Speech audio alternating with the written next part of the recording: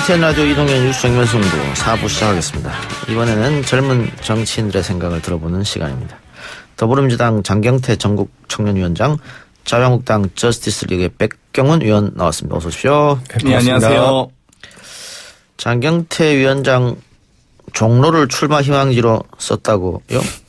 네, 저희 우리 당, 더불어민주당 같은 경우는 이제 공천, 인사 검증을 먼저 받는데요. 그 공직 후보자 검증 시스템을 입력할 때 빈칸을 둘 수 없게 되어 있습니다. 그래서 사실 가장 출마할 가능성이 낮은 종로로 쓰게 됐고요. 빈칸으로 할 수가 없어서. 사실 종로 같은 경우는 저는 이제 개인적으로는 이낙연 총리님과 황교안 전 총리님의 이 대결 구도, 정말 1대1 매치, 빅매치가 꼭 성사되기를 기대하고 있습니다. 예, 이낙연 총리가 종로로 이사로 했다고 하니까. 네.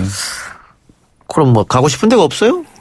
저는 이제 일단 전략 지역으로 네. 같은 경우는 이제 초대 대학생 위원장, 또 30대 청년 위원장으로서 어쨌든 인재 육성 1호라고 불리는데요. 어쨌든 전략 지역으로 가서 네. 또 우리 당에 의미 있는 성과를 올리기 위해서 선봉해서 뜨겠습니다. 당에서 하라는 대로 하겠다. 당의 명령에 따라야죠. 네.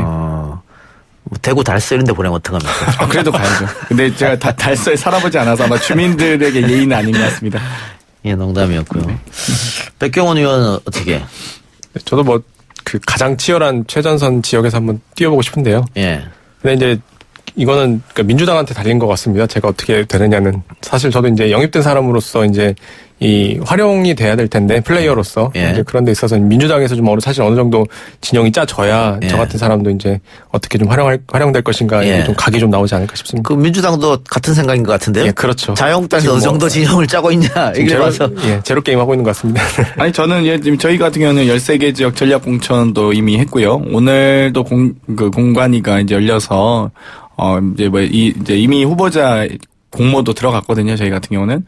그리고 예를 들면 지금 이낙연 총리님이 만약에 나가신다고 계속 시그널도 보내고 있는데, 오히려 자유한국당 황교안 대표님이 지금 갑자기 뜬금없이 캐스팅 보트 지역은 충청도다. 이러시면서 약간, 글쎄요, 저 같으면 1대1 매치 좀 회피하시는 게 아닌가 이런 우려도 좀 듭니다.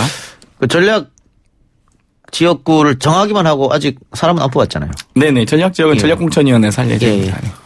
예, 근데 아까 황교안 대표님 말씀도 하셨지만은 이게 사실 이거는 기존의 이런 언론 프레임이나 이런 데서 보면 종로가 그럴 수 있지만은 사실 이렇게 얼마든지 그것도 옵션에 놓고 고려하는 것으로 아는데요. 근데 다만 한국당 입장에서 봤을 때 가장 이제 효과적인 그런 지역이 어디냐. 이제 사실 황 대표님뿐만 아니라 이제 주변 지역에 위치는 여파까지도 같이 패키지로 봐야 하기 때문에 그런 것 같이 고려하는 것으로 알고 있습니다.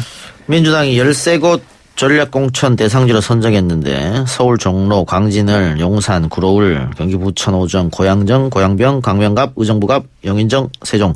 현역 의원들이 불출마한 곳입니다. 이게 다 전략 지역으로 선정됐는데 의정부갑 문희상 의원 지역구가 제일 관심이 간다는 얘기가 있어요. 왜냐하면 여기가 지금 아빠 찬스, 세스 이런 논란에 빚어진 곳 아닙니까? 그러니까 문희상 의장의 아들이 여기 공천을 받으려고 준비하는 곳인데 여기를 전략공천 대상지로 선정했다고 하면 문희상 의장 아들은 배제된다 이렇게 읽힐 수도 있는 거 아닙니까?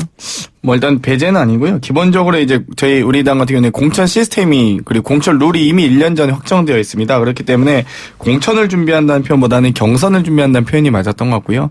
이제 그렇다고 해서 아버지가 국회의원이었다고 해서 경선 후보자의 자격, 공무단위권 자체가 배제되는 건 아니기 때문에 이 부분에 대해서 당에서 이제 전략공천위원회, 전략공천 지역이기 때문에 전략공천위원회에서 아마 전략적 판단할 것 같습니다. 진짜 그렇게 생각하시는지 제가 의아한데요. 그러니까 이제는 시대가 바뀌었고, 그러니까 이게 보통의 지금 길 가는 사람 누구를 자꾸 물어봐도 굉장히 좀 의아한 그런 상황인데 이제 그렇게 너무나 당연한 것처럼 얘기하는 게 좀 사실 이게 이런 뉴스가 또 국회의장 발로 나온다라고 하는 것이 여전히 이제 국회라는 공간이 이 과거에 찌꺼기가 여전히 이렇게 남아있는 것이 아닌가. 그거야말로 좀 과거사 청산이 필요한 것이 아닌가 싶고, 특히나 이제 이 공정에 대한 이슈가 굉장히 이제 젊은 층에게 굉장히 민감한데, 실제 저는 그 뉴스를 보고 이제, 문희상 의장님 아드님은 나오기 어렵겠구나라는 판단을 했는데 또 여전히 그걸 고려하고 있다니까 좀 놀랍긴 하네요. 제가 당에서 고려하고 있는 건 아니고요. 저의 이제 개인적 의견이긴 한데요. 어찌되었건 그렇다 해서 후보자 자격이 없느냐, 또 사실 그건 좀 다른 부분이죠. 그렇기 때문에 아마 더 이제 당에서 조금 더 그 부분은 국민들께서의 눈높이를 맞추기 위해서 뭐 고민을 더 할 것 같습니다. 네. 예. 어쨌든 이 논란은 계속해서 이어질 것 같은데, 아버지가 국회의원이라고 해서 아들이 경선이 배제되는 것, 그건 뭐 말이 안 되는 것 같긴 합니다. 다만, 아버지가 갖고 있던 조직력, 그런 것도 다 물려받을 거 아니에요. 그러면 경선에서 어떻게 이길 수 있겠느냐, 다른 사람들이. 이런 논란이 당연히 있을 수 있는데, 거기에 대해서는 장 위원장 어떻게 생각하세요? 뭐 그런 부분도 당연히 이제 소위 이제 기울어진 운동장일 수 있기 때문에 이 부분에 대해서도 종합적으로 판단을 하실 거라고 봅니다. 예. 그러니까 전략 지역으로 선정하셨겠죠. 네. 공정하게 한번 뛰어보고 싶다면 사실 그 지역구가 아니라 다른 이제 뭐 다른 지역구에 가서 이제 뛰어서 뭐 본인의 그런 정치적 자산이나 브랜드를 가지고 이제 뭐 정치를 하겠다는 거는 뭐 얼마든지 뭐 그럴 수 있는데 이제 지역구에서 그렇다라고 하는 건 뭐 얼마 전에 출판 기념회 한 거 보니까 뭐 거의 한 3,000명 가까이 왔고 또 책 제목도 그지바들이라고 이렇게 예. 나와 있는데 그런 거 보면 사실 어떻게 정치를 하시겠다는 것이 뻔히 보이긴 하는데 자꾸 아빠 찬스는 안 쓰겠다 자꾸 예. 이렇게 얘기를 하는 게 자꾸 혼란스러운 것 같습니다. 근데 백경원 의원이 지금 매섭게 비판을 하고 있습니다만, 자유한국당에서도 대를 이어서 정치하시는 분들 꽤 있잖아요. 예, 있는 걸로 아는데 이렇게 바로 이렇게 이어서 아버지에 이어서 이렇게 뜻을 펼치겠다는 분은 저는 없는 것으로 알고 있는데 뭐 예를 들어 있었죠. 돌아가셨다거나 아니면 뭐 아니면 이제 그 여러 좀 텀을 두거나 아니면 다른 지역구에 가신 분들은 있는 걸로 알고 있는데 이제 뭐 제가 그러니까 알기로는 텀을 그런 두거나 네. 지역으로 옮기신 분도 있지만 자유한국당 소속 의원님 중에 두세 분 정도는 연속으로 그 지역구 해당지역을 세습해서 하신 걸로 알고 있습니다. 예. 근데 어쨌든, 과거하고는 조금 다른 것 같습니다. 비판의 강도라고 할까요? 뭐 그런 게 좀 다른 것 같은데. 이게 민주당이 어떤 결정을 할지 좀 지켜보고요. 자, 각 당이 지금 총선을 대비해서, 1호 공약들을 내놓고 있습니다. 일단, 자유한국당에서 탈원전 정책 폐기, 재정건전화법 추진, 고용계약법 제정, 이걸 1호 공약으로 내세웠는데, 원래 1호 공약은 공수처 폐지 아니었습니까? 그러니까 공수처 폐지는 김재원 의장이 이제 이야기를 한 건데요. 그러니까 예.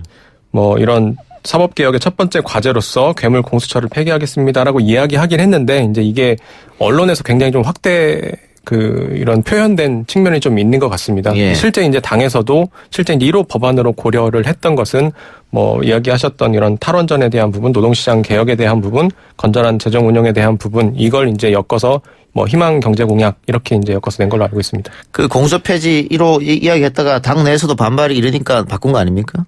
제가 뭐 그렇게들 많이들 알고 예, 계신데 예. 이제 제가 알고 있기로는 그건 아니고 이제 김재원 의장님이 이제 그렇게 말씀을 하셨는데 이제 이게 언론에서 이렇게 자꾸 이제 민주당과 이제 이런 대립 구도 이런 각을 세우기 위해서 이제 그런 얘기를 예. 더 이제 확대해서 이야기한 걸로 알고 있습니다. 예.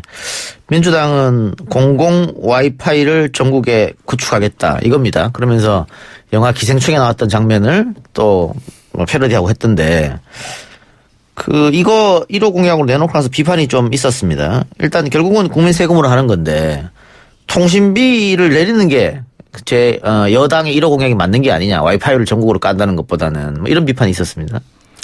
일단 뭐 여러 가지 민주당에서는 뭐 사실 여러 가지 3G, 그러니까 4차 산업혁명에 맞는 공약 그리고 우리 대한민국이 한 단계 나아갈 수 있는 공약들을 고민했던 건 사실입니다. 그렇기 때문에 우리가 IMF를 맞은 그 국난의 위기 속에서도 인터넷 PC를 보급하고 인터넷 망을 깔면서 결국 이 3차 산업혁명의 성공을 이루지 않습니까? 결국 이제 4차 산업혁명은 이 소위 데이터 요금으로 좀 국민들의 시름을 줄여주면서 좀 더 빠른 그리고 안정적인 그리고 좀 더 안전성이 높은 와이파이를 공급하는 것으로 지금 고려를 하고 있는데요. 버스나 터미널, 전통시장 등의 공공 와이파이를 5만여 개까지 구축하는 것으로 지금 목표를 하고 있는데 좀 안타까운 건 이제 저희는 어찌됐건 이런 고민들 물론 완벽한 정책이란 건 없습니다. 찬성과 반대도 있고 여러 가지 이제 그런 부족한 부분도 있을 수 있는데요. 뭐 공수처도 저는 그런 고민이 있을 수 있다고 보는데 그렇다 할지라도 신분 양보해서 그렇다 할지라도 계속적으로 이 자유한국당에서 나온 얘기는 공수처 폐지, 노동개혁 저지, 탈원전 저지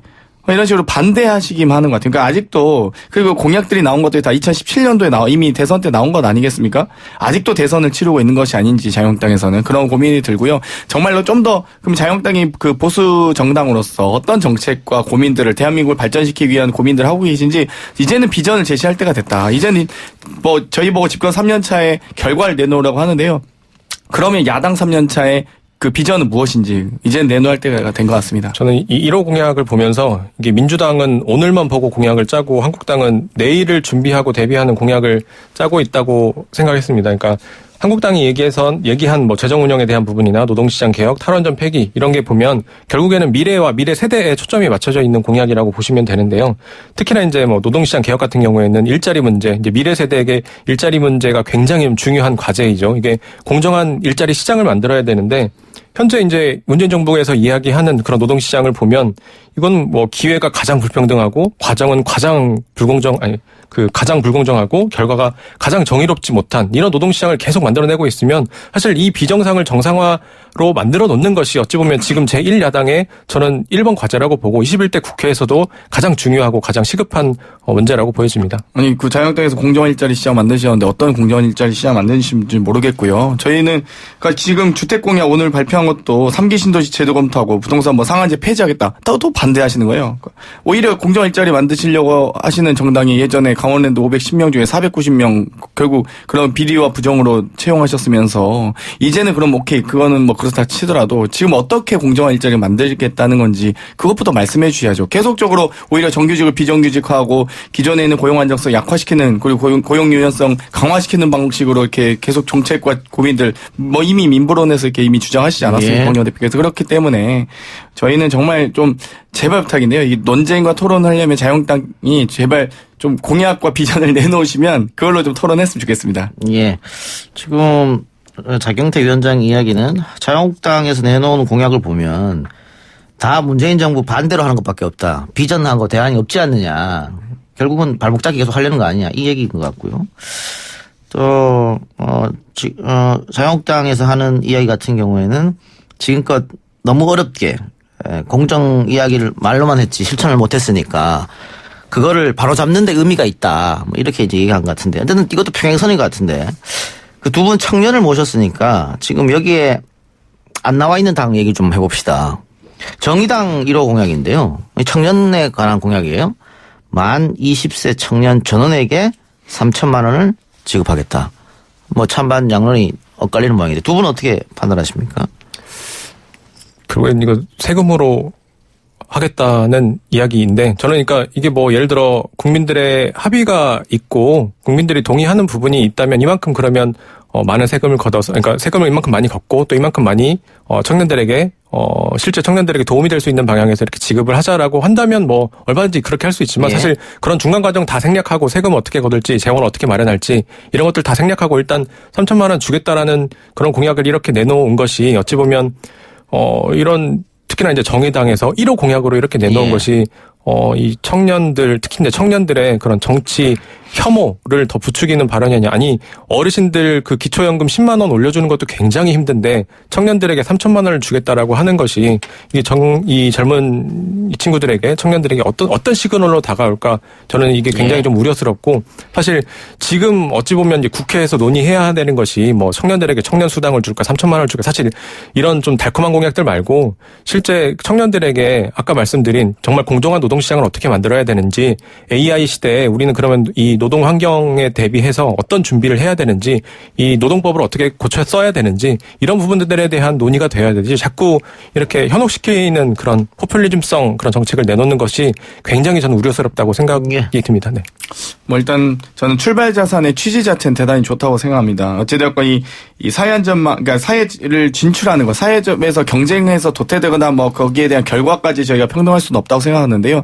최소한 사회에 진입하는 출발선만큼은 만들어줘야 된다. 우리 사회가. 결국 우리 사회가 그걸 가지고 우리가 사회 안전망이라고 표현하잖아요. 만약 사회 안전망이 없다면 부모님에게 기댈 수 있는 어떤 청년이거나 혹은 아르바이트를 해야만 하는 청년. 아르바이트하는 청년은 당연히 힘들고 고단한 삶 속에서 사회 진출하는 선이 대단히 약할 수밖에 없겠죠. 그렇기 때문에 사회 안전망의 측면에서 대단히 좋다라고 생각하는데 다만 이제 이 금액에 대해서 좀 논쟁이 있을 수 있을 것 같습니다. 과연 출발할 때 만 20살이 됐을 때 사회 진출할 때 꼭 3천만 원이 필요하느냐 혹은 뭐 1,000만 원이 되느냐, 500만 원이 되느냐, 약간 이 정도의 저는 논쟁이 있을 수 있다고 보는데요. 과연 이제 중요한 것은 이 사회에 진출할 때, 사회를 진입하는 과정, 뭐 예를 들면 주거비라든지요, 혹은 뭐 정말 재취업을, 뭐 취업을 위한 어떤 학원비라든지 여러 가지 이제 비용들, 교통비라든지 여러 가지 있을 수 있지 않겠습니까? 그런 비용들을 좀 더 현실적으로 국민의 눈높이에서 고려를 하고 또 현재 사용 가능한 재원을 좀 고민해서 이 부분에 대한 좀 논의는 좀 있었으면 좋겠습니다. 저도 조금 정의당이 뭐 좋은 고민들을 많이 하시긴 하는데 아무튼 여당이 되시면 좀 더 고려하실 게 많아지지 않을까 생각합니다. 다 좋은데 그러니까 이게 저는 이게 이렇게 자꾸 수당을 주면 뭔가 다 될 것처럼 얘기하는 건 굉장히 비겁한 짓이라고 생각을 합니다. 이게 결국에는 이제 청년들이 처해 있는 그 현장을 어떻게 바꿀 것인가를 자꾸 이야기해야지. 그러니까 노동시장에 기득권이 있으면 그게 자꾸 기득권 문제가 해결이 안 되니까 이게 문제가 계속 이게 문제가 생기는 건데 이거 문제는 자꾸 가만히 두고 이게 불편한 얘기는 잘 하지 않고 자꾸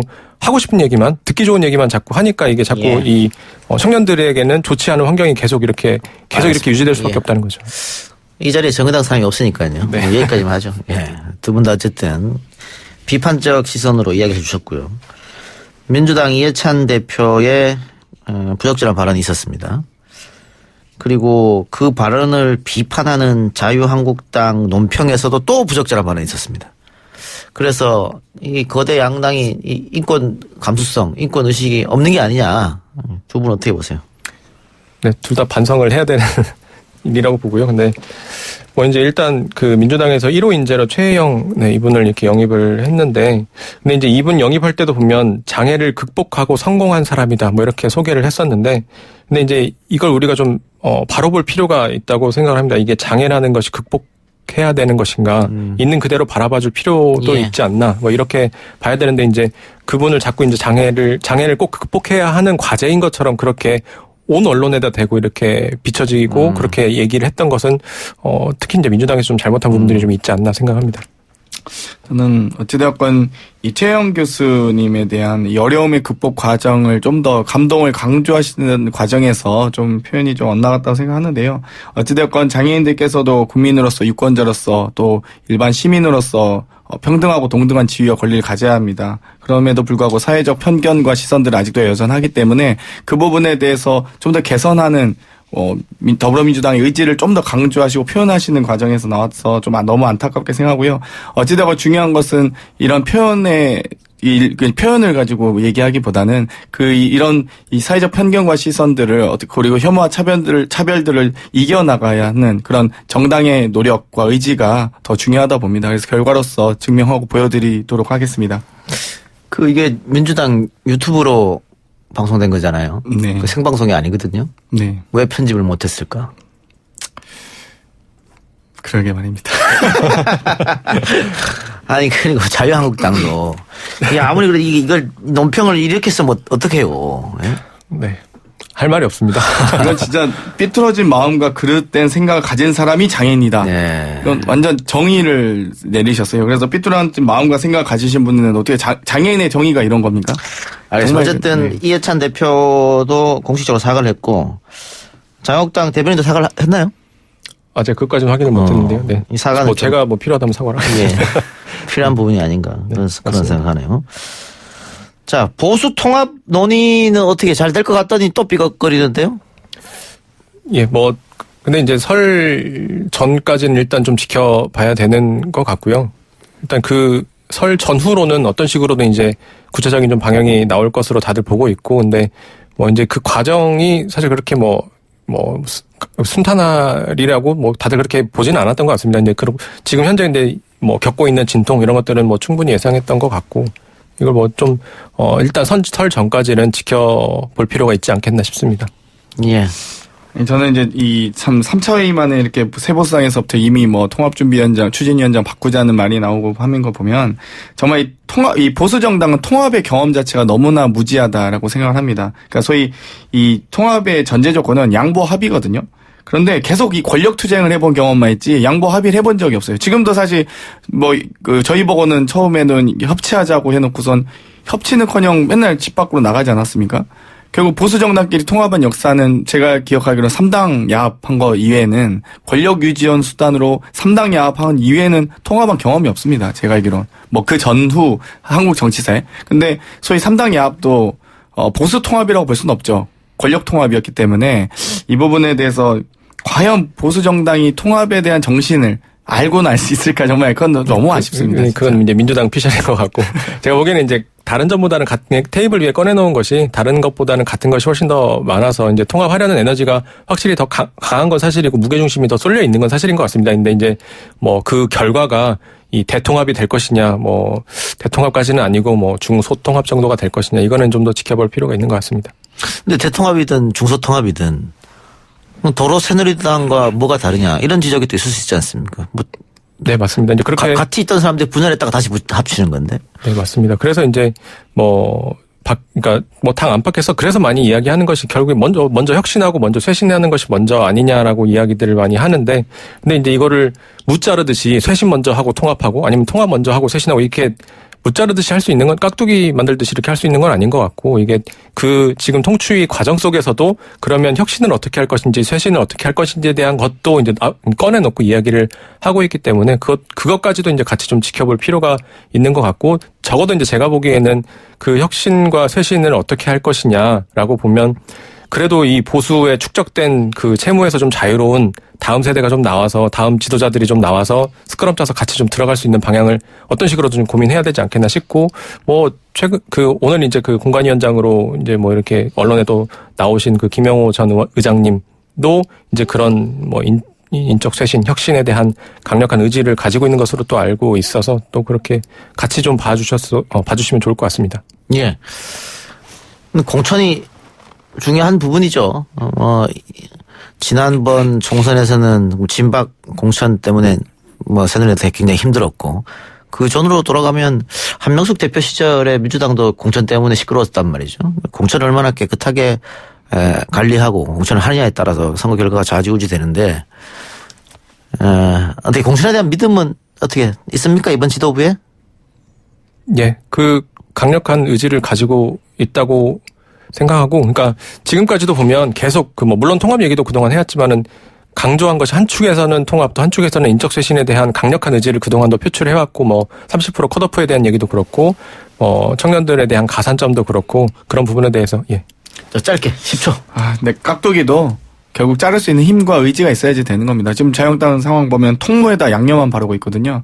오히려 저희도 더불어민주당도 사실 가장 좋은 쇄신은 인적 쇄신이고요. 그 가장 좋은 인적 쇄신의 모태는 사실 세대 교체입니다. 알겠습니다. 지켜보죠. 두 분 오늘 토론 고맙습니다. 감사합니다. 감사합니다.